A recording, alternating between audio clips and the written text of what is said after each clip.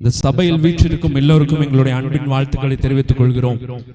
இருள் நீக்கி ஒளி பெருக்கி உங்கள் வாழ்வு மலரும்படி உங்களுக்காக இந்த உலகிற்கு மனிதனாக அவதரித்த இயேசு பெருமானின் பிறந்த நாள் விழாவை கொண்டாட இங்கே நாங்கள் வருகை தந்திருக்கிறோம். அது மாத்திரமல்ல, நாங்கள் ஒரு பட்டிமன்றத்தை இங்கே நடத்த இருக்கிறோம். தலைப்பு என்னவென்றால், பிள்ளைகளுக்காக அதிகம் தியாகம் செய்வது தகப்பன்மார்களா இல்லை தாய்மார்களா அப்படின்னு. தகப்பன்மார்கள் தான் அப்படின்னு ஆணி அடித்து சொல்லும்படியாக நமது பிரவீன், மகா ஏஞ்சல், உமா மகேஸ்வரி அவர்கள் வந்திருக்கிறார்கள். இல்லை இல்லை, தாய்மார்கள் தான் தியாகத்தின் உருவம் என்று சொல்லும்படியாக கனி, அன்னபூரணி ஜான்சி மற்றும் ஜெயா ரெபேக்கா வந்திருக்கிறாங்க. ஒரு கை பாத்துருவோமா? இவ்வளவுதானா சத்தம்? சரி, ஓகே. யார் ஜெயிக்க போறாங்க? அப்பாங்கிற சவுண்ட் தான் அதிகமா கேட்கிற மாதிரி இருக்கு, ஆனா அம்மாமார்கள் தான் அதிகமா இருக்கீங்க. சரி சரி, முதலாவதாக நான் என்னுடைய அருமை சகோதரர் பிரவீன் அவர்களை மேடைக்கு அழைக்கிறேன். வாங்க. அப்பா தான் அப்படின்னு சொல்றதுக்காக வணக்கம். எனக்கு வாய்ப்பு கொடுத்த என் நடுவர் அவர்களுக்கு வணக்கம். வணக்கம் வணக்கம். நான் பிள்ளைகளுக்காக அதிகம் தியாகம் செய்பவர்கள் அப்பா பற்றி பேச வந்துள்ளேன். அம்மாவுடன் ஒட்டிக்கொள்வோம், அப்பாவுடன் எட்டி நிற்போம். அம்மாவின் அன்பு வெளியே தெரியும், அப்பாவுடைய அன்பு வெளியவே தெரியாது. ஓடு, முதல் பாலே சிக்ஸர். சாப்பிட வா என்று கூப்பிடுவது அம்மாவின் அன்பு. சாப்பிட உட்காரும் போதே என் பிள்ளை சாப்பிட்டானா, என் பையன் சாப்பிட்டானா என்று கேட்டுட்டு உட்காருவது அப்பாவின் அன்பு. சத்தம் பலமா இருக்க. இந்த உலகத்தில் உன்னை அறிமுகம் படுத்தியது உன் தாய் என்றால், இந்த உலகத்தையே அறிமுகம் படுத்தியது உன் தந்தை மட்டுமே. ஒரு பிள்ளை கீழே விழுந்துட்டானா அவங்க அம்மா சொல்லி கொடுக்கும், டே கீழே விழாம நடடா அப்படின்னு சொல்லி கொடுக்கும். ஆனா அவங்க வீட்டுல உள்ள அந்த தகப்பன்மார் தாம் பிள்ளை கீழே விழுந்தாலும் மீண்டும் எப்படி எந்திச்சு நிக்கணும் அதை அந்த தந்தை சொல்லி கொடுப்பார். பிரவீன் தகப்பன் ஆகிறதுக்குள்ளே தகப்பன் மனநிலைக்கு வந்துட்டான். தந்தை சொல்லி கொடுப்பார். மன்னிக்கும். அம்மாவுடைய அன்பு தோசை மாதிரி, எவ்வளவுதான் சாப்பிட்டாலும் நாக்குல அந்த டேஸ்ட் அப்படியே இருக்கும். ஆனா அப்பாவுடைய அன்பு அந்த தோசை கல்லு மாதிரிங்க. எவ்வளவுதான் அந்த கல்லு கருக கருக கருக அந்த தோசை அழகா வந்தாலும் தாம் படுத்த கஷ்டத்தை அடுத்தால் சொல்ல போய் தான் தாம் பிள்ளைக்கு தெரியும். அதான் அப்பாவுடைய அன்பு.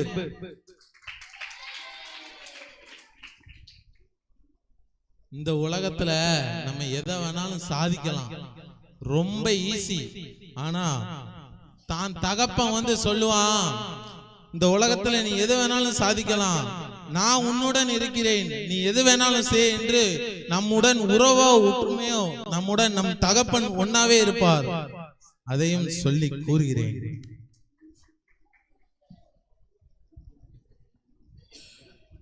நான் அடையாத உயரத்தை தன் மகன் அடைய வேண்டும் என்று தன் மகளும், யாரோ தன் மகனோ தன் மகளோ அறிய, தான் அடையாத உயரத்தை தன் மகள் இல்ல மகன் அடைய வேண்டும் என்று நினைப்பது தன் தந்தையே.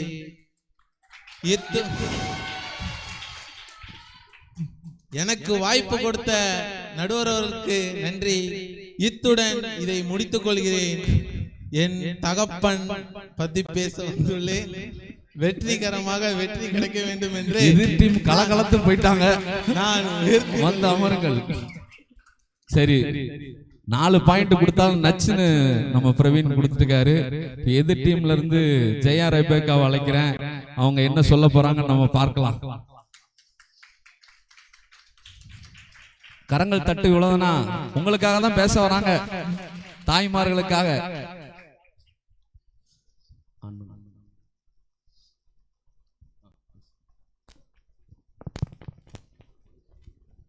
வந்திருக்கக்கூடிய அனைவருக்கும்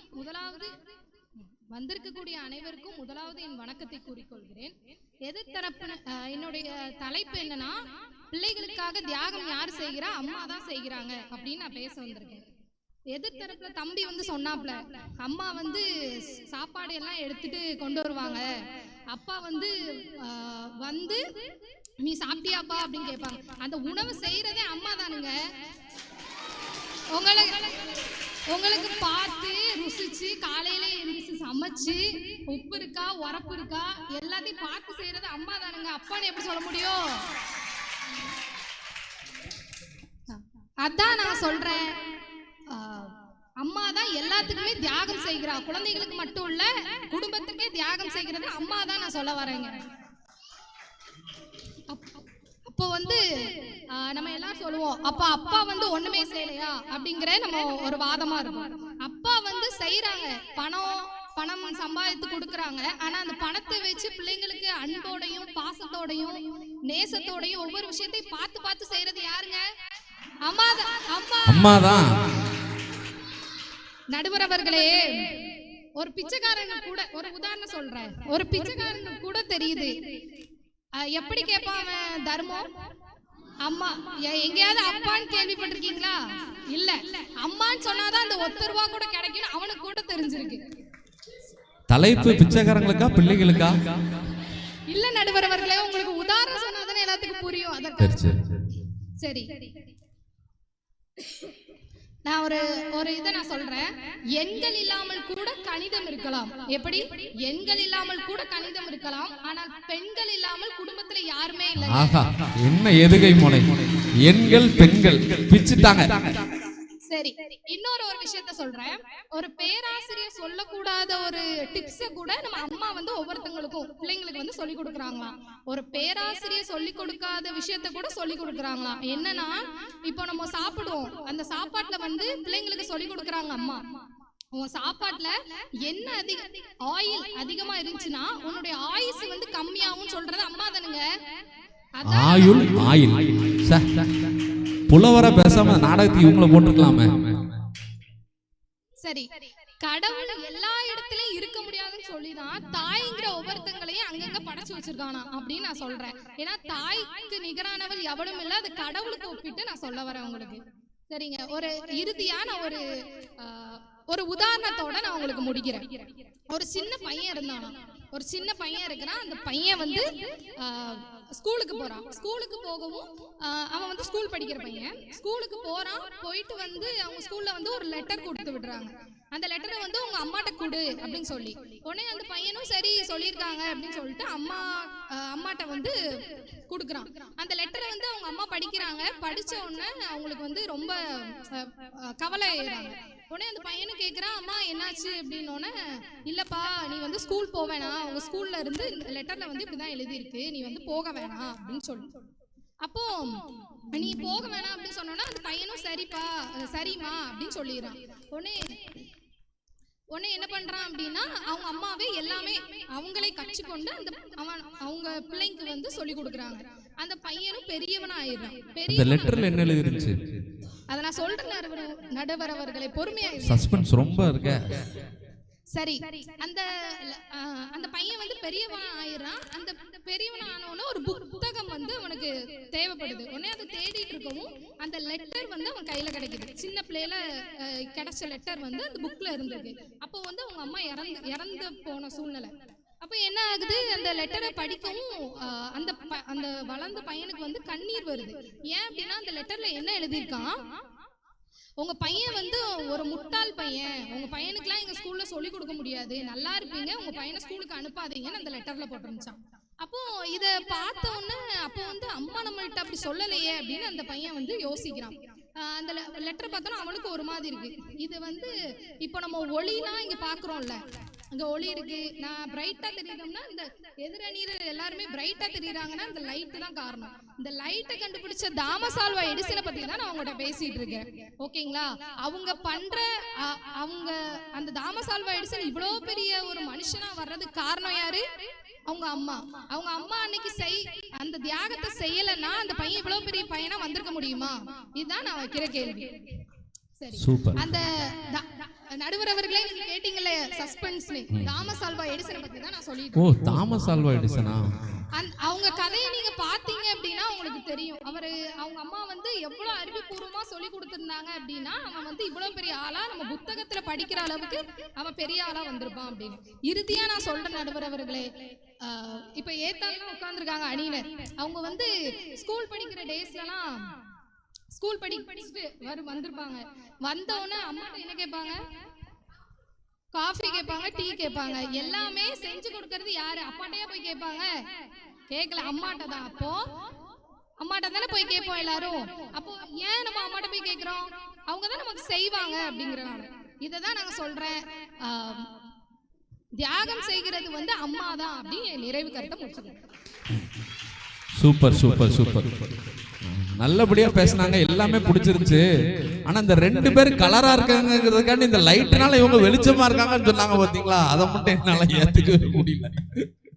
சரி, இந்த தாமஸ் ஆல்வா எடிசனை குறித்து சொன்னாங்க. உண்மையிலே எனக்கே ஒரு தீர்ப்பு இப்படி கொடுத்துடலாம், பெண்கள் தான், தாய்மார்கள் தான் தியாகத்துல சிறந்தவங்க அப்படின்னு கொடுத்துடலான்னு யோசனை வருது. சரி, இப்ப நம்ம எதிரணியரை எப்படி தாக்க போறாங்கிறத நம்ம பார்க்கலாம். நான் மகா ஏஞ்சல் அவங்கள அழைக்கிறேன் தகப்பன்மார்களுக்காக பேச. நடுவர் அவர்களே வணக்கம். எதிரணி சொன்னாங்க, ஸ்கூலுட்டு வந்தா பிள்ளைங்க அம்மா கிட்ட காஃபி குடிக்கும், காஃபி கேட்பாங்க, அப்பாட்டையா கேட்பாங்க அப்படின்ட்டு. இந்த இடத்துல, இந்த மன்றத்துல ஒரு அழகான விஷயத்த நான் வந்து உங்ககிட்ட நான் சொல்லுதேன். சொல்லுங்க. காலையில சன்ரைஸ் ஆகுறதுக்கு முன்னகுட்டி சன்ரைஸ் போட்டு கொடுக்கறது தான் அப்பாவோட இது. மனைவி அம்மாமார்களுக்கு அப்பா போட்டு கொடுக்குறாங்கிறீங்க. சன்ரைஸ் ஆகுறதுக்கு முன்னாடி. ஓ, சன்ரைஸ் ஆகுறதுக்கு முன்னாடி, அதாவது சூரியன் உதிக்கிறதுக்கு முன்னாடி சன்ரைஸ் போட்டு பொண்டாட்டியை எழுப்புறாரு. Sunrise coffee. ஓ, அதுதாங்க அப்பா.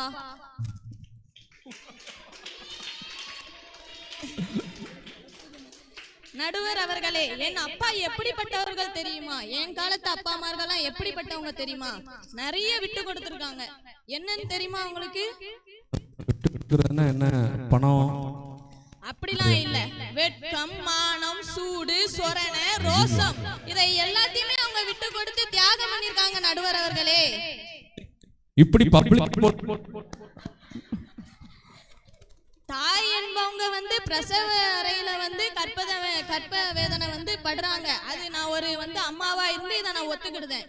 ஆனா பிரசவ அறைக்கு வெளியில நின்று ஒரு தகப்பன் வந்து நம்ம குழந்தையும் பிள்ளையும் எப்படியாவது நல்லபடியா வந்துடணும்ட்டு கடனை வாங்கி எவ்வளவு செலவானாலும் பரவாயில்ல அவங்கள காப்பாத்திரணும்னு அப்படி மனசுக்குள்ளேயே அவங்க புதைச்சி நிறைய விஷயங்களை அவங்க மனசுல வச்சு கற்பவேதனைப்படுதாங்க நடுவர் அவர்களே.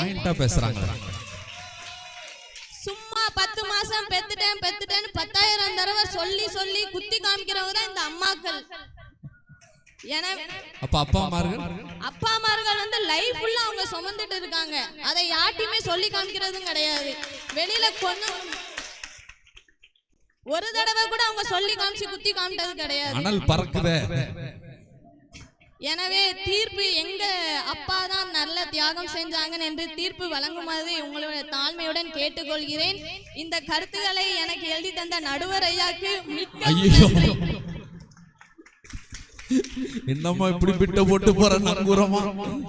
சரி, இப்போ அனல் பறக்கும் விவாதம் நடந்து கொண்டிருக்கிறது. அடுத்ததாக நமது அன்னபூரணி ஜான்சி அவர்களை கூப்பிடுவோம். எப்படி ஜான்சி ராணி மாதிரி எதிரணிய வீழ்த்த போறாங்களா இல்ல அவங்க வீழ போறாங்களா நம்ம பார்க்கலாம்.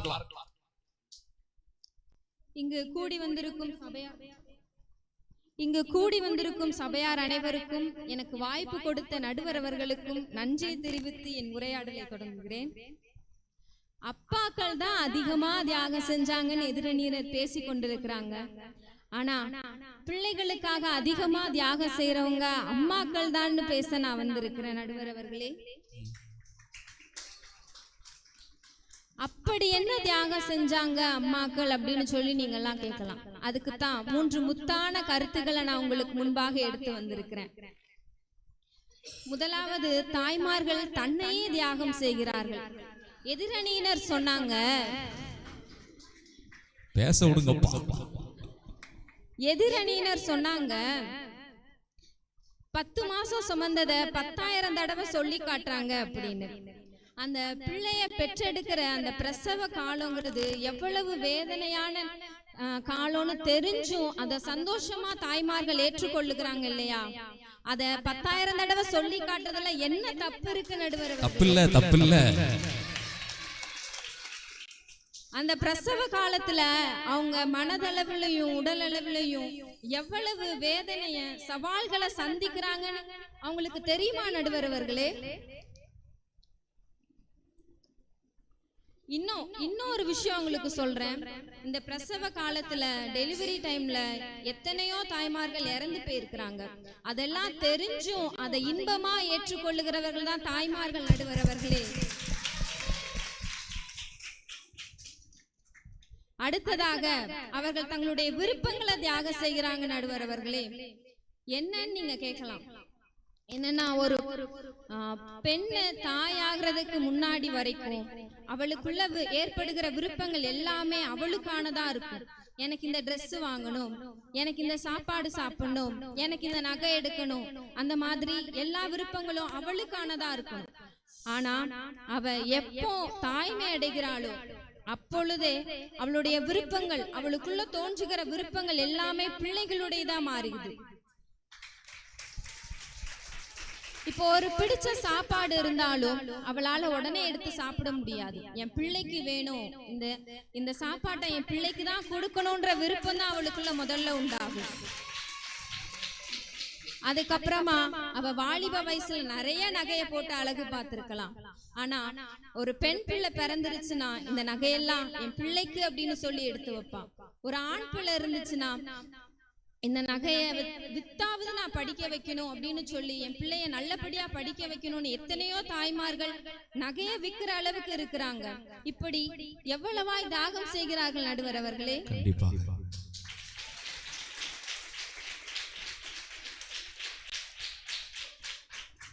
மூன்றாவதாக அவர்கள் தங்களுடைய சுதந்திரத்தையே தியாகம் செய்கிறார்கள் என்று நான் சொல்லுகிறேன். என்னன்னா, அவங்க இப்போ குழந்தை பிறக்கிற வரைக்கும் அவங்க எங்க போகணும்னு நினைச்சாலும் போக முடியும். இப்போ வேலைக்கு போறவங்க கூட ஈஸியா போயிட முடியும்.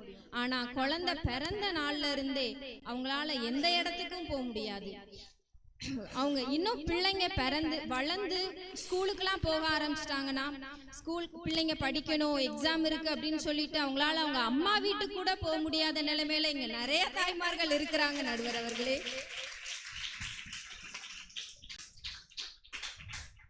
இன்னும் அதிகமா சொல்ல போனா, கணவரை இழந்து நிறைய தாய்மார்கள் தன்னுடைய பிள்ளைகளுக்காக, தன்னுடைய பிள்ளைகளை நல்லா படிக்க வைக்கணும், நல்ல ட்ரெஸ் வாங்கி கொடுக்கணும், நல்ல சாப்பாடு கொடுக்கணுங்கிறதுக்காக எத்தனையோ பெண்கள் அவங்களுடைய வாழ்க்கையை தியாகம் செய்கிறாங்க நடுவர் அவர்களே.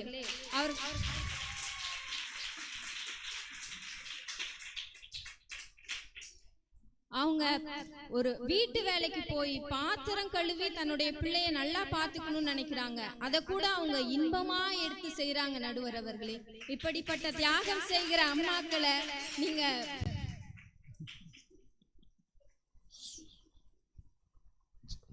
மூன்று முத்தான கருத்துக்களை முத்து முத்தாக உதிர்த்த ஜான்சிக்கு எல்லாரும் நல்ல கைதட்டுங்க. சொன்ன வார்த்தைகள் எல்லாமே அப்படி ஏற்றுக்கொள்ற மாதிரிதான் இருக்கு. நான் அப்படி இந்த சைடு சாஞ்சிருவோம் போலயே. ஒரு ஆணா இருந்தாலும் சாயிற மாதிரி தான் பேசிட்டாங்க. சரி, இப்ப பார்க்கலாம் இதற்கு எதிராக கருத்துக்களை எப்படி தொடுக்க போகிறார்கள். வாங்க உமா மகேஸ்வரி.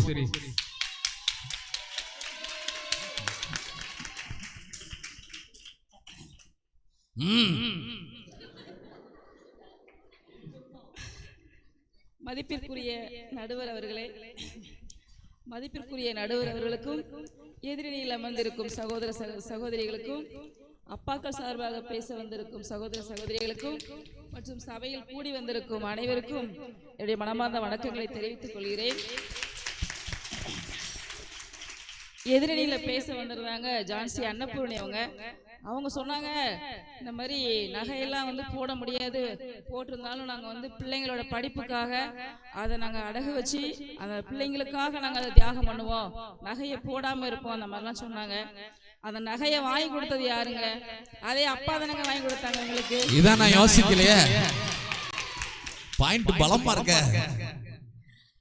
அதே போல அந்த நகையை அடகு வைக்கணுமோ இல்ல விற்கணுமோ எந்த ஒரு காரியமா இருந்தாலும் அந்த தகப்பன்ட்ட கேட்காம நீங்க எப்படிங்க முடிவு எடுக்க முடியும்? அங்க தகப்பன் தாங்க நிக்கிறாரு, அவர் சொன்னாதான் உங்கள முடியுங்க.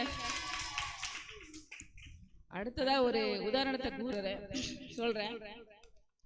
அதாவது ஒரு மரம் இருக்குது, ஒரு பெரிய மரம். அந்த மரம் வந்து ஒரு 30 வருஷம் அந்த மாதிரி ஒரு பெரிய மரம் இருக்குது. அந்த மரம் வந்து பச்சை பசேல் இருக்கலாம், அதில் நிறைய பறவைகள் வந்து வாழலாம், கூடு கட்டலாம், நிறைய பழங்கள் தொங்கலாம். ஆனா அந்த மரத்தை தாங்கிட்டு இருக்கிற வேர் இருக்கு பாருங்க, அந்த வேர் வந்து யாருக்குமே தெரியறது இல்லைங்க.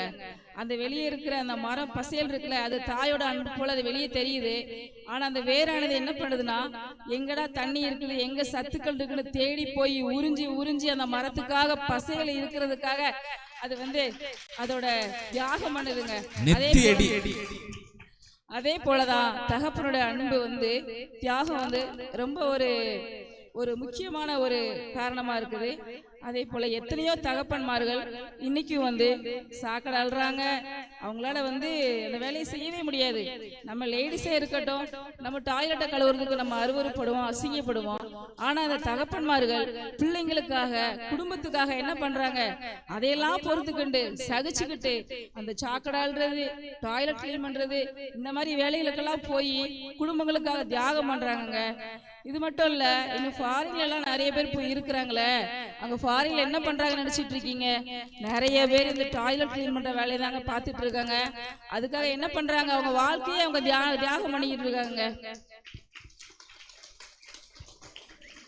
அடுத்ததா இன்னொரு உதாரணத்தை கூட நான் சொல்ல விரும்புறேன். ஒரு ஸ்கூல்ல ஒரு பையன் படிச்சுட்டு இருக்கானா இருக்கட்டும், அவன் மார்க் ரொம்ப கம்மியா வாங்கலாம். ஆனா தாயானவன் என்ன பண்ணுவானா, அங்க போய் என்ன மிஸ் இவங்க என்ன டீச்சர், என் பிள்ளைங்க வந்துட்டு நைட்டு ஃபுல்லா படிச்சிருக்கிறா, காலையில எழும்பி அலாரம் வச்சு படிச்சிருக்கிறா, ஆனா மார்க்கே வரமாட்டேங்குதே அப்படின்னு தான் போய் தாய் பேசுவா. ஆனா தகப்பன் என்ன பண்ணுவார் அப்படின்னா, பிள்ளை முன்னாடி சொல்லுவாரு டீச்சர்கிட்ட போய், அவன் கண்ணை மட்டும் விட்டுட்டு தோலை ஃபுல்லா உரிச்சிருங்க அப்படிம்பாரு. அது ஏன் அப்படின்னு கேட்டீங்கன்னா, அதுக்கப்புறம் பசங்க பையனை விட்டு தனியா போய் டீச்சர்கிட்ட சொல்லுவாரு, அவன் வந்து நல்லா படிக்கணும், அவன் ஒரு பெரிய ஆளா ஆகணும், அதுக்காகத்தான் அவன் முன்னாடி பேசணும் சொல்லி கண்ணீர் மல்க நிப்பாருங்க தகப்பனானவர்.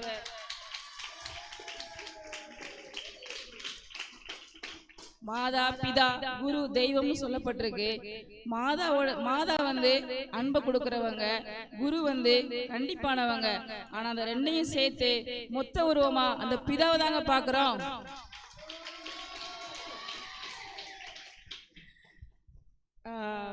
அப்புறம் வந்துட்டு இன்னொரு உதாரணத்தை நான் சொல்ல விரும்புறேன்.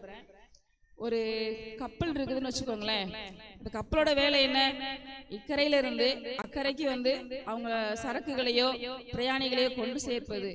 ஆனா கடல்ல அலை இருக்குன்னு சொல்லிட்டு அந்த கப்பல் என்ன போகாமலாங்க இருக்க போகுது, அது தன்னோட வேலையை செய்ய போகுதுங்க.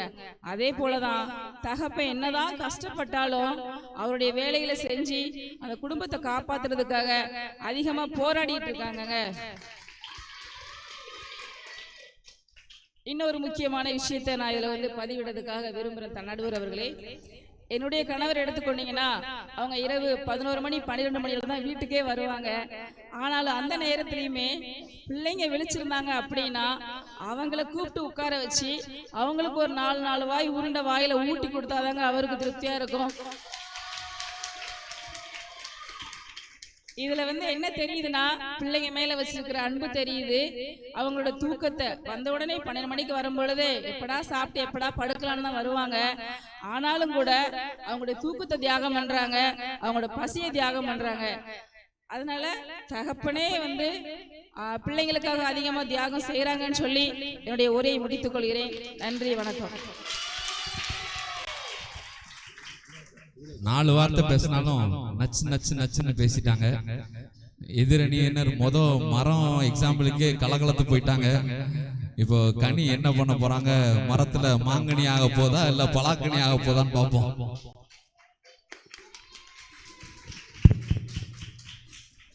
நியாயமான தீர்ப்பை வழங்கும் நடுவர் அவர்களுக்கும், என்னதான் எதிரா பேச வந்தாலும் என் எதிர்த்தரப்பினருக்கும், கூடி வந்திருக்கும் அனைவருக்கும் மாலை வணக்கத்தை தெரிவித்துக் கொள்கிறேன்.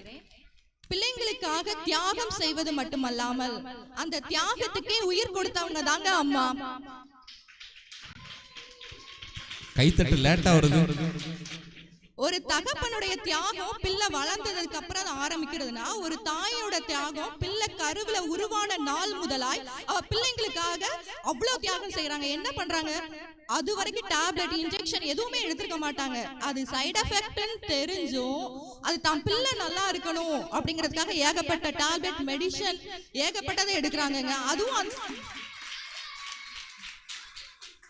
அந்த டைம்ல வந்து அவங்களுக்கு இந்த ஃபுட்டு சாப்பிடக்கூடாது, ஒவ்வொரு ரிஸ்ட்ரிக்ஷன் இருக்கும்.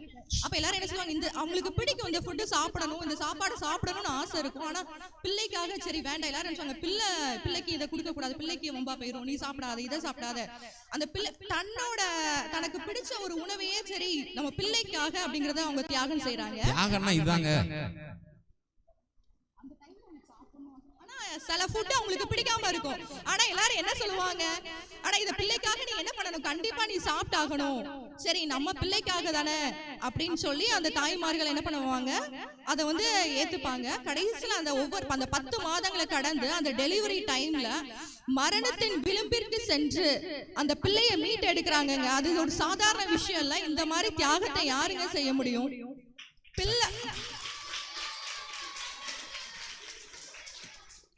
பிள்ளை வளர்ந்ததுக்கு அப்புறம் அப்பா வந்து வேலைக்கு போயிட்டு வந்துருவாங்க. வந்துட்டு எனக்கு டயர்டா இருக்கு அப்படின்னு சொல்லிட்டு படுத்து தூங்கிடுவாங்க. நைட்டு பகலா முழிச்சு அந்த பிள்ளைய வளர்க்கறது யாருங்க? தூக்கம் இருக்காது, நைட்டு ஃபுல்லா தூக்கம் இருக்காது. பகல்ல வந்து வீட்டு வேலையை பார்க்கணும். பகல்ல எப்படி தூங்க விடுவாங்க? காலையில லஞ்ச் பண்ணணும், எல்லாம் பண்ணணும். பகல்ல தூங்க அலோவ் பண்ணுவாங்களா? நைட்டு ஃபுல்லா தூக்கத்தை சாக்ரிஃபைஸ் பண்றாங்க. அப்படிப்பட்டவங்க தாங்க அம்மா. அவங்க எதிர்த்தரப்பினர் சொன்னாங்க, பிள்ளைங்க வீட்டுக்கு வந்தோடனே அம்மா இருந்தாங்கன்னா அம்மா கிட்ட அம்மா காஃபி எங்க, ஷூ எங்க அப்படின்னு கேட்பாங்க. ஆனா அப்பா வீட்டுல இருந்தாங்கன்னா அம்மாவை எங்க தாங்க ஃபர்ஸ்ட் क्वेश्चन கேட்பாங்க. எதிர்த்தரப்பினர் சொன்னாங்க, காலையில சன்ரைஸ் ஆகிறதுக்கு முன்னாடி சன்ரைஸ் காஃபி போட்டு அப்பா அம்மார்கள் எழுப்புறாங்கன்னு. மேபி அவங்க ஹவுஸ் ஹஸ்பண்டா இருக்கலாம், அதனால ஒய்ஃப் வேலைக்கு போறதுனால கூட அவங்க வந்து சன்ரைஸ் காஃபி டிஃபனே செஞ்சு கொடுத்தாலும் அதுல தப்பு இல்லைங்க. அப்புறம் அவங்க இன்னொரு விஷயம் கூட சொன்னாங்க, மரத்துக்கு வேர் எவ்வளவு முக்கியமோ அதே மாதிரி குடும்பத்துக்கு தகப்பன் முக்கியம்னு. வேர் ஏன் முக்கியம் என கவனிச்ச எதிர்த்தரப்பினருக்கு மண் தேவை என்பதை அவசரத்துல மறந்துருப்பாங்கன்னு நினைக்கிறேன். அந்த மண்ணுல எவ்வளவு சத்து இருக்குதோ அதனாலதான் அந்த மரம் வளருது. எத்தனை வருஷம் இருக்குது அந்த வேர்னால இல்ல, மண்ணுல சத்து இல்லைன்னா மரத்தால எப்படிங்க வளர முடியும்?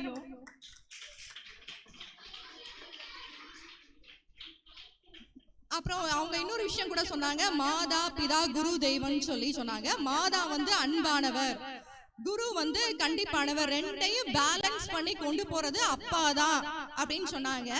தன்னையே பேலன்ஸ் பண்ண முடியாத நிலைமையில வர்ற தகப்பன்மார்களும் ஏகப்பட்ட பேர் இருக்காங்க.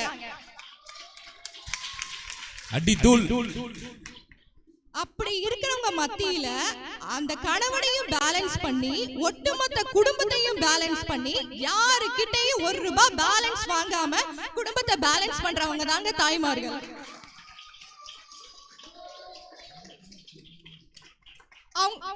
அவங்க சொன்னாங்க, அப்பா போய் ரொம்ப கஷ்டப்படுறாங்க, அந்த வேலை பாக்குறாங்க, இந்த வேலை பாக்காங்க அப்படின்னு சொல்லி.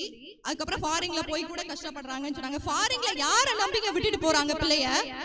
ஏன்னா ஒரு நான் தான் பொண்டாட்டி நான் பிள்ளைய நான் வந்து நல்லபடியா வளர்த்துருவாங்கிற நம்பிக்கையில தானே போறாங்க.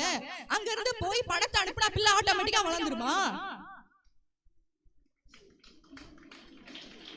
அதே மாதிரி அப்பா மழையிலையும் வெயிலையும் கஷ்டப்படுறாங்க அப்படின்னு சொல்றாங்க. மழையிலையும் வெயிலையும் கஷ்டப்படுற அப்பாவுக்கு வாரத்துல ஒரு முறையாவது லீவ் இருக்கு, சம்பளம் இருக்கு, அதுவும் கவர்மெண்ட் ஸ்டாஃபா இருந்தா பென்ஷன் இருக்கு, ஏகப்பட்ட பெனிஃபிட் இருக்கு.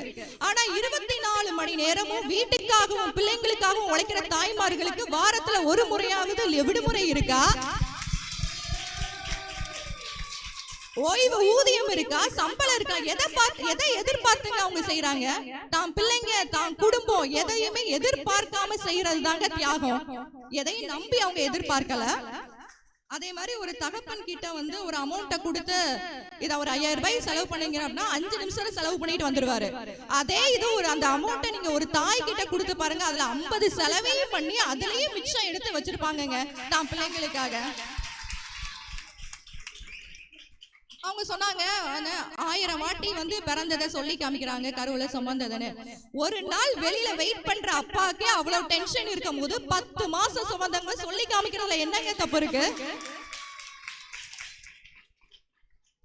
பிள்ளைங்க வந்து பசியோட வீட்டுக்கு வருவோம், வந்த உடனே அம்மா என்ன பண்ணுவாங்க, சாப்பாடு வைப்பாங்க. பாதி சாப்பாடு உள்ள போனதுக்கு அப்புறம் தான் நமக்கு தெரியும் அம்மா சாப்பிட்டாங்களா என்னன்னு தெரியலையே, நம்ம அவ்வளோத்தையும் சாப்பிட்டுருப்போம் போல அப்படின்னு. ஏமா சாப்பிட்டியான்னு கேட்டா அம்மா என்ன சொல்லுவாங்க, ஆமாடா சாப்பிட்டுருக்கவே மாட்டாங்க, ஆமாடா சாப்பிட்டேன்டா அப்படின்னு சொல்லுவாங்க. இல்லைன்னா உள்ள ஒரு சட்டி நிறைய இருக்கு, ஒண்ணுமே இருக்காது, சட்டி எம்டியா தான் இருக்கும், உள்ள ஒரு சட்டி நிறைய இருக்குடா அம்மாக்கு. அப்படி நடிக்கிற அந்த அம்மாமார்களுக்கு ஆஸ்கார் அவார்டே கொடுக்கலாங்க. வீட்ல வந்து ஒவ்வொரு ஃபுட் டேஸ்டா இருந்தா ஒவ்வொருத்தங்க சாப்பிடுவாங்க. அப்பா புளிப்பு அதிகமா இருந்தா அப்பாக்கு பிடிக்கலாம், எரிப்பு அதிகமா இருந்தா தங்கச்சிக்கு பிடிக்கலாம், அப்படி அதிகமா சாப்பிடுவாங்க. ஒரு சாதம் மிச்சமானா மட்டும்தாங்க அம்மாவால அதிகமா சாப்பிட முடியும். ஒரு தாயின் தியாகம் அவ கருவறையில ஆரம்பிச்சு அவ கல்லறை செல்லும் வரைக்கும் அவளுடைய தியாகம் தொடர்ந்து கொண்டே இருக்குதுங்க. ஏன் நம்ம நாட்டுக்கு தாய் நாடு, தாய்மொழி, தமிழ் தாய் வாழ்த்துன்னு சொல்லியிருக்கோம்? ஏன்னா தாயின் தியாகம் தேசத்திற்கே தெரிஞ்சிருக்கிறது. பைபிள்ல கூட ஒரு வசனம் இருக்கு, தாய் உன்னை மறந்தாலும் நான் உன்னை மறப்பதில்லை அப்படின்னு சொல்லி ஆண்டவர் சொல்லியிருக்காரு. ஏன் அந்த இடத்துல தாய்க்கு பதில் தகப்பன் உன்னை மறந்தாலும் நான் உன்னை மறப்பதில்லைன்னு சொல்லியிருக்கலாம்ல? ஏன்னா கடவுளுக்கே தெரிஞ்சிருக்கு தாய் தியாகம் செய்ய துணிந்தவள் என்று. தகப்பன் சுமக்கிறது போலன்னு ஒரு வசனம் இருக்குது.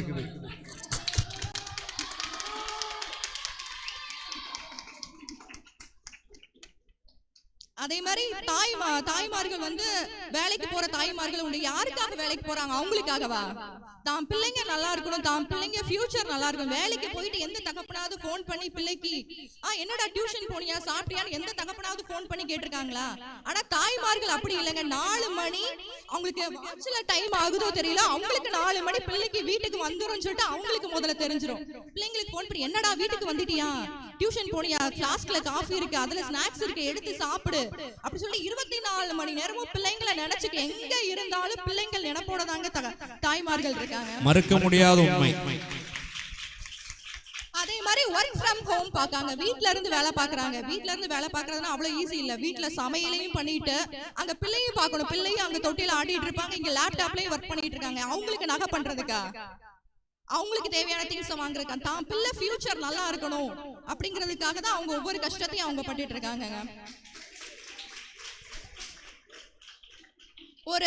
ஒரு தகப்பன் சரியில்லாத குடும்பத்துல, இல்லனா ஒரு தகப்பன் இல்லாத குடும்பத்துல ஒரு தாய் தகப்பன் ஸ்தானத்துல இருந்து குடும்பத்தை வழி நடத்தி பிள்ளைங்களை வந்து மேல கொண்டு வந்துருவாங்க.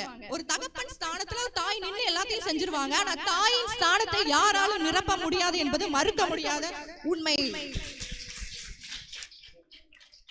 என்பதை கூறி நான் விடைபெறுகிறேன்.